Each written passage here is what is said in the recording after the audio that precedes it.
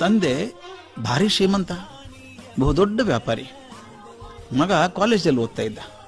ಒಬ್ಬನೇ ಮಗ, ಶ್ರೀಮಂತರ ಮಗ, ಅದರಿಂದ ಕೇಳಿದ್ದೆಲ್ಲ ಸಿಗ್ತಾ ಇತ್ತು. ಆದರೆ ತರುಣ ಕೂಡ ಚೆನ್ನಾಗಿ ಓದಿದ. ತಾನು ಶಿಕ್ಷಣದ ಕೊನೆ ಹಂತಕ್ಕೆ ಬಂದಿದ್ದ. ಒಂದು ದಿವಸ ಅಪ್ಪ ಮಗ ಕೂತ್ಕೊಂಡಾಗ ತಂದೆ ಕೇಳಿದರು, ಮಗು ಇನ್ನೊಂದು 2-3 ತಿಂಗಳಿಗೆ ನಿಂದು ಶಿಕ್ಷಣ ಮುಗಿದು ಹೋಗುತ್ತಪ್ಪ, ಮುಂದೆ ಏನು ಮಾಡ್ಬೇಕಂತ ಮಾಡ್ತೀಯಾ ಅಂತ ಕೇಳಿದರು. ಮಗ ಹೇಳ್ದ, ಅಪ್ಪ ನಿಮ್ಮಿಂದ ನಾನು ವ್ಯಾಪಾರ ಹೇಗೆ ಮಾಡೋದು ಅನ್ನೋದು ಕಲ್ತಿದ್ದೇನೆ. ಈ ಶಿಕ್ಷಣದಿಂದ ಕೆಲವು ಹೊಸ ವಿಷಯಗಳ ಪರಿಚಯವೂ ಆಗಿದೆ. ನಾನೇ ಒಂದು ಹೊಸ ವ್ಯಾಪಾರ ಶುರು ಮಾಡಬೇಕು ಅಂದ್ಕೊಂಡಿದ್ದೀನಿ. ಸಂತೋಷ ಮಗು, ಹಾಗೆ ಮಾಡಪ್ಪ. ನೀನು ಕಾಲೇಜ್ ಶಿಕ್ಷಣ ಮುಗಿಸಿದ್ದಕ್ಕೆ ನಿನಗೇನಾದರೂ ಒಂದು ಬಹುಮಾನ ಕೊಡಬೇಕು ಅಂತ ನನ್ನ ಮನಸ್ಸಿಗೆ ಬಂದಿದೆ. ನಿನಗೇನು ಬೇಕು ಹೇಳು, ಕೊಡ್ತೀನಿ ಅಂದರು ಅಪ್ಪ. ಹುಡುಗನ ಮುಖದ ಮೇಲೆ ಮಿಂಚಿತು. ಅಪ್ಪ, ನಿಮ್ಗೆ ಗೊತ್ತಿದೆಯಲ್ಲ, ನನ್ನ ಕಾರುಗಳು ಹುಚ್ಚು ಜಾಸ್ತಿ. ಈಗೊಂದು ಹೊಸ ಕಂಪ್ನಿದು ಹೊಸ ಮಾದರಿ ಕಾರ್ ಬಿಡುಗಡೆ ಆಗಿದೆ, ಅದನ್ನೇನಾದರೂ ಕೊಟ್ಟರೆ ಸಂತೋಷ ಆಗತ್ತೆ ಅಂತ. ತಂದೆ, ಹುಚ್ಚಪ್ಪ, ಕಾರ್ ಏನು ಮಾಡ್ತೀಯೋ ಅಂದು ನಕ್ಕೊಂಡು ಹೋಗ್ಬಿಟ್ರು. ಪರೀಕ್ಷೆ ಮುಗೀತು, ಫಲಿತಾಂಶನೂ ಬಂತು. ಹುಡುಗ ತುಂಬ ಉನ್ನತ ಶ್ರೇಣಿಯಲ್ಲಿ ಪಾಸಾಗಿದ್ದಾನೆ. ಸಂತೋಷದಿಂದ ಅಪ್ಪನಿಗೆ ಹೇಳೋಕೆ ಹೋದ. ತಂದೆಗೆ ಫಲಿತಾಂಶ ಹೇಳಿದ. ತುಂಬ ಸಂತೋಷ ಆಯಿತು. ಅವ್ರಿಗೆ ಮೊದಲೇ ರಿಸಲ್ಟ್ ಗೊತ್ತಿದ್ದಂಗೆ ಅನ್ನಿಸ್ತು ಅವನಿಗೆ. ಅವರು ತಕ್ಷಣ ತಾನು ಕುಳಿತ ಜಾಗದಿಂದ ಎದ್ದು ಮೇಜಿನ ಕಡೆಗೆ ಹೋಗಿ ಅದರ ಮೇಲೆ ಇದ್ದಂಥ ಒಂದು ಆಕರ್ಷಕವಾಗಿ ಒಂದು ಸಣ್ಣ ಬಾಕ್ಸ್ ಇದ್ದಂಗೆ ಇತ್ತದು, ಪೆಟ್ಟಿಗೆ ಪ್ಯಾಕೆಟ್ ಯಾವುದೋ ಒಂದು ಕಟ್ಟಿದ್ರು. ಅದನ್ನು ಮಗನಿಗೆ ಕೊಟ್ಟರು. ಇದೋಡೋ ನೀನು ಸಾಧನೆಗಿದೆ ಬಹುಮಾನ ಅಂದರು. ಆ ತರುಣಿಗೆ ಆಶ್ಚರ್ಯ, ಏನೋ ಕೊಡ್ತಾರೆ, ಬಿಚ್ಚು ನೋಡಬೇಕು ಅಂತ. ಎಲ್ಲ ಬಿಚ್ಚು ನೋಡ್ದ. ಅಯ್ಯೋ ಅಂದ, ಏನೋ ದೊಡ್ಡದು ಕೊಡ್ತಾ ಇರೋದು, ಭಗವದ್ಗೀತೆ ಕಾಪಿ ಕೊಟ್ಟಿದ್ದಾರೆ. ಈ ವಯಸ್ಸಿಗೆ ಭಗವದ್ಗೀತೆ ಕೊಡೋದ? ಅವನ ಮನಸ್ಸಲ್ಲಿ ಇದ್ದದ್ದೇನು, ಅಪ್ಪ ಹೊಸ ಕಾರ್ ಕೊಡಿಸ್ತಾರೆ ಅಂದ್ಕೊಂಡಿದ್ದ. ಮನಸ್ಸು ಕುಸಿದೋಯ್ತು ಒಂದು.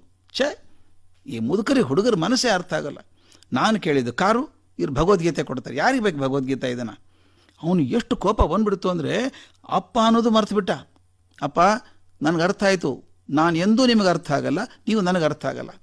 ನಾನು ಕೇಳಿದ್ದನ್ನು ಕೊಡಿಸ್ದೆ, ನಿಮಗೆ ಬೇಕಾದ್ದನ್ನೇ ಕೊಡಿಸ್ತಾ ಇದ್ದೀರಿ, ಇದನ್ನು ಬೇಡ, ಇದು ಇಟ್ಕೊಂಬಿಡಿ. ನೀವು ಇಷ್ಟೆಲ್ಲ ದುಡ್ಡು ಗಳಿಸಿದ್ದೀರಲ್ಲ, ಒಬ್ಬನೇ ಮಗ ನಾನು, ಇಟ್ಕೊಂಡು ಏನು ಮಾಡ್ತೀರಿ? ಆದರೆ ಒಂದು ಹೇಳ್ತೀನಿ ಕೇಳಿ, ನನಗೆ ನಿಮ್ಮ ಮೇಲಿನ ವಿಶ್ವಾಸ ಹೋಯಿತು.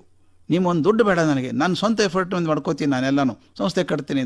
ಬಡ ಒದರಿ ಮನೆಯಿಂದ ಹೊರಟೇ ಬಿಟ್ಟ. ತಂದೆ ಪಾಪ ಬಾಯಿ ಬಿಟ್ಕೊಂಡು ನೋಡ್ತಾನೆ ಇದ್ರು. ಮನೆ ಬಿಟ್ಟು ಹೋದಂಥ ಹುಡುಗ ಮತ್ತೆ ತಂದೆ ಮನೆ ಕಾಲಿಡಲಿಲ್ಲ. ತಂದೆ ಎಷ್ಟೋ ಸಲ ಅವನು ಬಾರೋ ಅಂತ ಹೇಳಿ ಕಳಿಸಿದ್ರು ಬೇರೆಯವರ ಕಡೆಯಿಂದ. ಬರಲಿಲ್ಲ, ಅವನು ತಿರಸ್ಕಾರ ಮಾಡಿಬಿಟ್ಟ. ತಾನೇ ವ್ಯಾಪಾರ ಬೆಳೆಸಿದ, ಅಲ್ಲೂ ಯಶಸ್ವಿ ಆದ. ಎಷ್ಟೋ ವರ್ಷ ಕಳೀತು. ಆದರೆ ಅವನಿಗೆ ಅನಿಸೋದು, ಜೀವನದಲ್ಲಿ ಪೆಟ್ಟು ಬಿದ್ದಾಗೆಲ್ಲ ತಂದೆ ನೆನಪಾಗ್ತಿತ್ತು ಅವನಿಗೆ. ಅವ್ರು ಆವಾಗ ಏನು ಸೂಚನೆ ಕೊಟ್ಟಿದ್ರು, ಹಿತವಚನಗಳು ಕೊಟ್ಟಿದ್ರಲ್ಲ, ಅದು ಪ್ರಯೋಜನ ಆಗ್ತಾಯಿತ್ತು. ಹೀಗಿರುವಾಗ ಒಂದು ದಿವಸ ತಂದೆ ಮನೆಯಿಂದ ಒಬ್ಬ ಸೇವಕ ಓಡಿ ಬಂದ. ಅಳ್ತಾ ಇದ್ದ. ಯಾಕೋ ಅಂತ ಕೇಳಿದ. ಇಲ್ಲ ಅಪ್ಪ, ಅವ್ರು ಈಗ ತಾನೇ ತೀರ್ ಹೋಗ್ಬಿಟ್ರು. ಎಷ್ಟೇ ಅಂದರೂ ಪ್ರೀತಿ, ಸಿಟ್ಟಿರ್ಬೋದು ಅಪ್ಪನ ಮೇಲೆ. ಅಪ್ಪ ತೀರ್ ಹೋದ್ರಲ್ಲ ಅಂತ ಗಾಬರಿಯಿಂದ ಮನೆ ಓಡಿ ಬಂದು ನೋಡ್ತಾನೆ. ಅಪರಾಧಿ ಭಾವದಿಂದ ಕೊರೆಗೆ ಹೋದ. ಕೊನೆವರೆಗೂ ಅವ್ರ ಜೊತೆಗೆ ಇರೋಕ್ಕಾಗಲಿಲ್ಲ ನನಗೆ. ಎಲ್ಲ ಕ್ರಿಯೆಗಳನ್ನು ಮುಗಿಸಿದ ಮೇಲೆ ತಂದೆ ಕೊಠಡಿಯಲ್ಲಿ ಕೂತ್ಕೊಂಡು ಎಲ್ಲ ಕಾಗದ ಪತ್ರ ಜೋಡಿಸಿ ನೋಡಿ ಇಡ್ತಾ ಇದ್ದ. ಮತ್ತೆ ಕಣ್ಣಿಗೆ ಬಿತ್ತು ಭಗವದ್ಗೀತೆ ಪುಸ್ತಕ ಕೊಟ್ಟಿದ್ರಲ್ಲ ಅಪ್ಪ ಅವಾಗ. ಆದರೆ ಎತ್ತಿಡಬೇಕು ಅಂದ ಮೇಲೆ ಹಿಂಗೆ ಹಿಡಿದು ನೋಡ್ತಾನೆ. ಠಪ್ ಅಂತ ಒಳಗಿಂದ ಏನೋ ಬಿತ್ತು. ನೋಡ್ತಾನೆ, ಒಂದು ಲಕೋಟೆ ಇದೆ. ಅದನ್ನು ತೆರೆದೆಲ್ಲ ಸೀಲ್ ಮಾಡಿದ್ದಿದೆ. ಆ ಲಕೋಟೆ ಕತ್ತರಿಸಿ ಒಳಗೆ ನೋಡಿದರೆ ಕಾರ್ ಕಂಪನಿಯ ರಸೀದಿ ಅದು. ತಂದೆ ಇವನು ಹೊಸ ಕಾರಿಗೆ ಪೂರ್ತಿ ದುಡ್ಡು ಕಟ್ಟಿ ಪಡೆದಂಥ ರಸೀದಿ ಅದು. ಅವತ್ತೇ ತಂದು ಅಲ್ಲಿ ಇಟ್ಟಿದ್ದಾರೆ. ಭಗವದ್ಗೀತೆ ಪುಸ್ತಕದೊಳಗೆ ಲಕೋಟೆ ಇಟ್ಟು ಕೊಟ್ಟಿದ್ದಾರಪ್ಪ. ಮಗ ದುಃಖದಿಂದ ಬಿಕ್ಕಿ ಅತ್ತ. ತಂದೆ ತನಗೆ ಬೇಕಾದ ಕಾರನ್ನು ಕೊಂಡು ರಸೀದಿಯನ್ನು ಭಗವದ್ಗೀತೆ ಪುಸ್ತಕದಲ್ಲಿಟ್ಟಿದ್ದಾರೆ. ಅದನ್ನು ಗಮನಿಸುವಷ್ಟು ವ್ಯವಧಾನ ನನ್ನಲ್ಲಿ ಇಲ್ಲ ಆಯ್ತಲ್ಲ. ತಾನು ಕೋಪದಿಂದ ಮನೆ ಬಿಟ್ಟು ಹೋಗಿ ಅವ್ರನ್ನ ದುಃಖಕ್ಕೆ ಹಾಕಿದ್ನಲ್ಲ, ಅವ್ರ ಜೊತೆಗಿರೋ ಭಾಗ್ಯ ಕಳ್ಕೊಂಡಲ್ಲ ಅಂತ ಕೊರಗಿದ. ಅದರ ಕಾಲ ಮಿಂಚು ಹೋಗಿತ್ತು. ನಮ್ಮ ಜೀವನದಲ್ಲೂ ಹೀಗೆ ಆಗತ್ತೆ ಸ್ನೇಹಿತರೆ.